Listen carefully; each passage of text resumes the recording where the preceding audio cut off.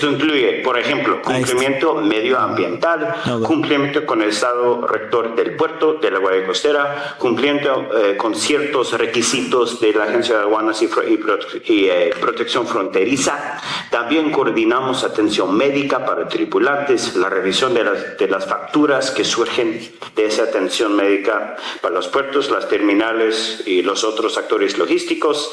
Les ayudamos con todo tipo de modernización, digitalización, resiliencia, seguridad física, seguridad cibernética. Y ahora, en este mundo medio loco en que vivimos, estamos respondiendo al llamado de clientes para asesorarlos sobre todo lo que está sucediendo en Washington. Y con esto en mente, ¿dónde estamos? Bueno, en noviembre del año pasado hubo elecciones en Estados Unidos y en enero asumió el cargo un nuevo gobierno. Y ciertamente ellos tienen algunas ideas diferentes sobre cómo abordar el comercio internacional y la diplomacia económica. Y en un sentido amplio, hay una sensación de volver a la década de los 1980. Durante esa década, Estados Unidos se encontraba en medio de recortes masivos de impuestos, gasto deficitario, una guerra comercial con Japón y una guerra fría con la Unión Soviética. Y en los últimos 8 meses hemos visto recortes masivos de impuestos, gasto deficitario y una guerra fría económica intensificada con China. Así que vamos a usar a las canciones de esa década, de los 1980, para que nos sirva de guía para este viaje en la máquina del tiempo. Vamos a hablar de 3 tipos de política. Ha habido presión comercial sobre países desde el sur de Asia hasta Europa. Todo eso para reducir su dependencia del capital y la infraestructura chinas. Y es muy probable que esa diplomacia coercitiva continúe, ya que hay muy pocos controles en el sistema de gobierno de Estados Unidos para limitarla. Aun si el Congreso y las Cortes quisieran hacer algo al respecto, la verdad es que no hay mucho que pueden hacer. Entonces, ¿cuáles son las implicaciones? Bueno, en primer lugar, los puertos con vínculos chinos pueden verse obligados a vender o enfrentar restricciones. Y esto obviamente va a afectar o podría afectar a niveles de inversión extranjera directa. En segundo lugar, los inversores deben tener en cuenta los mayores riesgos políticos en las rutas comerciales clave. Esos se van a quedar por lo menos los próximos 3 años y medio. Y tercero, medio relacionado con el segundo, los planes de la cadena de suministro ahora están moldeados tanto por la política como por los costos. Eso es un balance que vamos a tener que considerar. Y obviamente no podría continuar esta presentación sin incluir al mayor exponente de la música de los 80, Michael Jackson. Y uno de sus éxitos fue Beat It, que en inglés significa lárgate o esfúmate. Y el gobierno obviamente quiere que los buques chinos se esfumen, ¿no? Y una forma en la cual ellos lo están haciendo es cobrando nuevas tarifas a los barcos construidos en China, de propiedad china o operados por China. Eso es cuando hacen escala en puertos estadounidenses. Esta política es el resultado directo de una investigación de la sección 301 y vamos a hablar de ese tema y por qué es importante en 2 minutos. Pero fue una investigación sobre prácticas comerciales desleales chinas. Y si bien nominalmente eso está dirigido a China, su impacto se va a extender a cualquier transportista que despliegue barcos construidos en China, pero en los intercambios de Estados Unidos. Esas tarifas entran en vigor el 14 de octubre, es decir, en 3 semanas, y pueden ver ahí en la pantalla este gráfico muy hermoso que muestra cuáles son esas tarifas, cómo varían según el tipo de barco y también cuáles son las excepciones. Pueden ver, por ejemplo, que esas tasas iniciales serán de aproximadamente $50 por tonelaje neto para buques de propiedad china operados por chinos y $18 por tonelaje neto o $120 por contenedor, el que resulte mayor para buques construidos en en China, pero no operados por chinos. Y hay otros aspectos que no son muy buenos para la tabla, pero que son importantes a saber sobre esas tarifas. Van a estar impuestas por viaje, no por escala individual. Es decir, si un buque chino hace escala en Savannah, Georgia, van a tener que pagar las tarifas. Pero entonces si va a Nueva York, no va a tener que pagar las tarifas nuevamente. El segundo es que habrá un máximo de 5 imposiciones de esas tarifas por año por barco. Y la tercera es que no habrá acumulación, stacking, lo llamamos, de las tarifas. Es decir, solo se van a aplicar un tipo de tarifa por viaje, por buque. Y también esas tarifas se van a aumentar gradualmente hasta el 2028. Las implicaciones, bueno, en primer lugar, obviamente los operadores chinos como Costco van a enfrentar aumentos significativos de costos desde el 14 de octubre. En segundo lugar, los transportistas no chinos, pero con flotas construidos en China, también se van a ver afectados, ¿no? Porque esto ya está creando incentivos para reorganizar el tonelaje y está acelerando las nuevas construcciones en los astilleros coreanos y japoneses.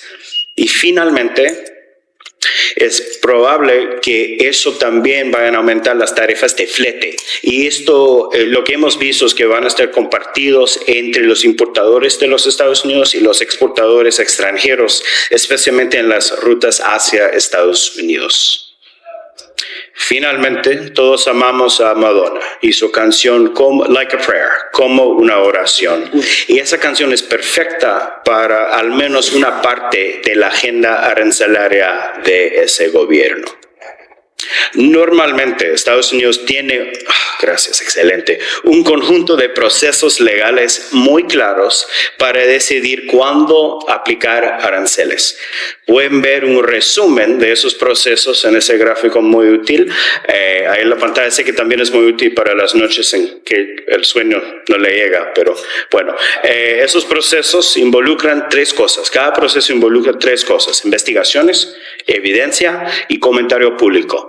Y cuando hablamos de comentario público, lo que es los que se verían afectados por un arancel van a tener o tendrían la oportunidad de brindar una retroalimentación al gobierno y sugerir otro remedio. Y vimos eso en las tarifas portuarias para buques chinos. Esto fue parte o surgieron de la investigación, una investigación de la sección 301 de la Ley de Comercio de 1974, la tercera, y ayudamos a clientes a enviar su aporte, sus comentarios, y la verdad es que el gobierno sí ajustaron un poco esas tarifas como respuesta a este comentario público.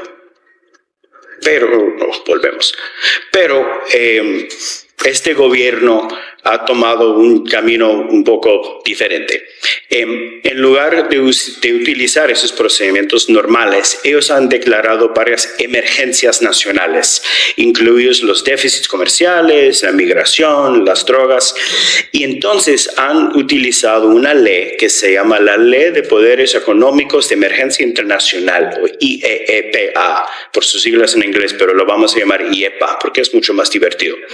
Ellos dicen entonces que esta ley le da al presidente unos poderes de emergencia para crear nuevos aranceles. Y en este sentido, lo que ellos han hecho es imponer aranceles por tráfico de drogas sobre Canadá, México y China, y también aranceles recíprocos del 10 al 50% en casi todas las importaciones. Estos justificados como nivelar el campo de juego. Y también obviamente es un nombre medio irónico, ya que la gran mayoría de esos aranceles no han sido recíprocos.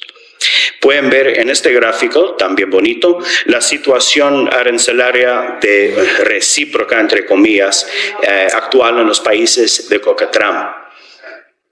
Estos aranceles son controvertidos y están siendo impugnados en los tribunales de Estados Unidos. Esta gráfica nos recuerda qué tarifas están sujetas a ese litigio y cuáles no. Es decir, las tarifas que han surgido de esos procesos formales que hemos visto no son parte de ese litigio. Los que sí son parte del litigio son los aranceles que han surgido del uso de esa ley de emergencia. Y la Corte Suprema, bueno, esperamos que decida al finales de este año si el presidente realmente tiene ese poder de usar las leyes de emergencia de esta manera. Un fallo en contra del gobierno sería visto como una pérdida política enorme para ellos. Entonces, por lo tanto, como Madonna, están rezando para que la Corte Suprema determine que sus aranceles son legales según esa ley de emergencia. Y hasta el momento esos aranceles siguen vigentes hasta que la Corte Suprema tome su decisión. ¿Qué significa todo eso? Bueno, en primer lugar, los importadores están enfrentando costos completamente impredecibles, unpredictable, que están cambiando la demanda de carga y están cambiando los patrones comerciales. En segundo lugar, los exportadores en muchas regiones son mucho menos competitivos de lo que eran, lo que estaban, especialmente en agricultura, en productos químicos y en manufactura. Y finalmente, los operadores tienen que prepararse para la volatilidad. Si la Corte Suprema anula esos aranceles, las tasas pueden reajustarse muy rápidamente. Pero si se mantiene, si la Corte Suprema decide que eso es legal, lo que está haciendo el presidente, entonces el presidente va a tener el derecho de ajustar esos aranceles o imponer nuevos más o menos cuando quiera. Bueno, sé que eso es mucha información, todo antes de que hayamos tomado el segundo café de la mañana, así que disfrutemos de una revisión y una conclusión por lo menos semi-reconfortante. Bueno, definitivamente hay un nuevo enfoque para el comercio internacional y la diplomacia económica en Washington, eso sin duda. Y primero, el gobierno entonces está aplicando una fuerte presión sobre los países para que limiten sus lazos comerciales con China. El caso más visible de eso es la posible venta de los activos portuarios de Hutchison, pero esa presión se está desarrollando en todo el mundo. En segundo lugar, a partir del 14 de octubre, es decir, en 3 semanas, se van a implementar las nuevas tarifas portuarias sobre los buques construidos de propiedad operados por China, cuando hagan escala en puertos de los Estados Unidos. Los transportistas ya están ajustando sus flotas, sus rutas, su financiamiento, y estos cambios también están elevando las tarifas de flete al tiempo que están agregando esas capas de complejidad. Y finalmente, el gobierno está realmente evitando las reglas comerciales tradicionales mediante el uso de una ley de emergencia o unos poderes de emergencia para imponer aranceles de muy gran alcance. La Corte Suprema va a decidir, van a ver el caso en noviembre, al inicio de noviembre. Esperamos una decisión este año, si este enfoque es legal o no. Si no es legal, veremos ajustes muy rápidos de tasas arancelarias, de esas tasas que surgen de esa ley de emergencia, pero si deciden que eso sí es legal, entonces vamos a ver cambios más o menos cada día de esos aranceles según los deseos del presidente. Muchísimas gracias por su tiempo, por su atención. Doy la bienvenida, como siempre, a las preguntas fáciles solamente y espero con gusto las presentaciones de los otros panelistas. Así que gracias.